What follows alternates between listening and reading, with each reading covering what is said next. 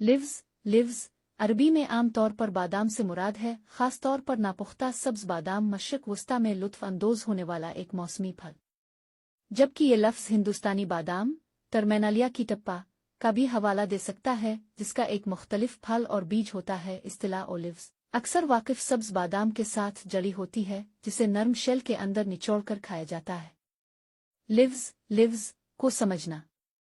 आमानी lives का सबसे ज्यादा इस्तेमाल खुर्दनी सब्ज बादाम के लिए है, जिसे कच्चा खाया जाता है। इसे कैसे खाया जाता है? सब्ज बादाम मौसम बहार की दावत के तौर पर लुत्फ अंदोज होते हैं, अक्सर लीमों के रस के निचोड़ और नमक के हल्के छिलकने के साथ। हिंदुस्तानी बादाम कनेक्शन लफ्ज़ लिव्स हिंदुस्तानी बादाम टर्मिनालिया की टप्पा का भी हवाला दे सकता है।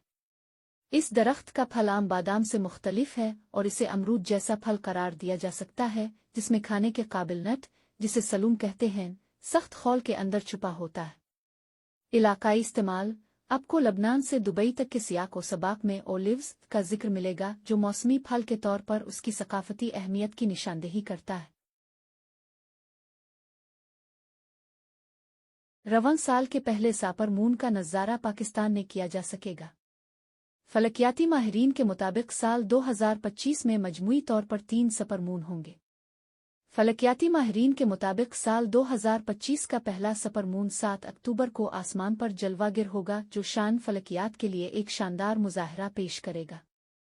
इस रोज़ चांद ज़मीन के करीब तरीन फासले पर पहुंचकर आम दिनों से 14% बड़ा और 30% ज्यादा रोशन दिखाई देगा।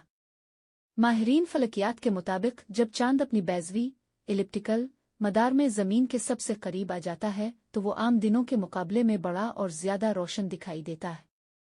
इसी को सपर मून कहा जाता है। 7 अक्टूबर 2025 का सपर मून हंटर्स मून भी कहलाता है, क्योंकि कदीम ज़मानों में यह वक्त शिकार और सर्दियों की तैयारी से जड़ा हुआ था।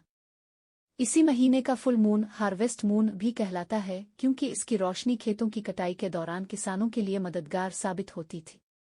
साल 2025 में मजमूई तौर पर 3 सपर मून होंगे।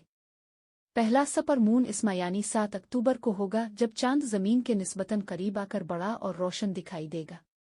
इसके बाद दूसरा सपर मून 5 नवंबर को नजर आएगा, जो सबसे ज्यादा रोशन सपर मून होगा, जबकि तीसरा सपर मून 5 दिसंबर को आसमान को मजीद दिलकश बना देगा। माहिरीन का कहना है कि हर साल औसतन 3 से 4 सपर मून होते हैं। अक्टूबर का सपर मून अपनी नज़दीकी और दिलकश मंजर के बाइस मुनफरिद अहमियत रखता है। अगरचे सपर मून आम फुल मून से ज्यादा बड़ा नजर नहीं आता, लेकिन इसकी रोशनी और दीगर फलकियाती अजसाम के करीब होने से आसमान का मंजर खास तौर पर दिलकश बन जाता है। अक्टूबर, नवंबर और दिसंबर 2025 के ये तीनों सपर मून शानदार सितारा बीनी और फलकियाती फोटोग्राफी के मौके फराहम करेंगे।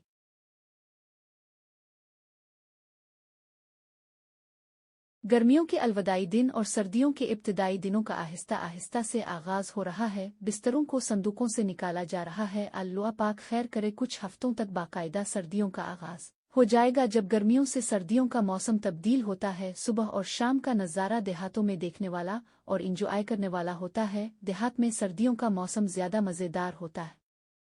सर्दियों में गांव की रातों का अंधेरा अपनी एक अलग खूबसूरती रखता है। चारों तरफ खामोशी और सुकून छाया होता है। मसाजिद से मीठी सुरीली अजाने, झींगरों की आवाज़ें और माल मवेशी कोयल चिड़ियों मुर्गों की आवाज़ें सुनाई देती है। इसी सन्नाटे में जब चूल्हे पर जलती लकड़ी की आग भड़कती है, तो इसकी लाली पूरे आंगन को रोशन कर देती है। धुएं की खुशबू और जलती लकड़ी की टुक टुक की आवाज़ एक अजीब सा सुकून देती है। बुजुर्ग इस आग के पास बैठे पुरानी यादें ताज़ा करते हैं और औरतें खाना पकाने में मसरूफ होती है। बच्चों के चेहरों पर आग की रोशनी खुशी का समा पैदा करती है। ये सब मिलकर गांव की सर्द रातों को खूबसूरती और सादगी से भर देते हैं। गांव में सर्दियों की रातें कच्चे मिट्टी के चूल्हे में लकड़ियों और पाथियों से चमकती हुई आग किया सुहाना मंजर पेश करती है।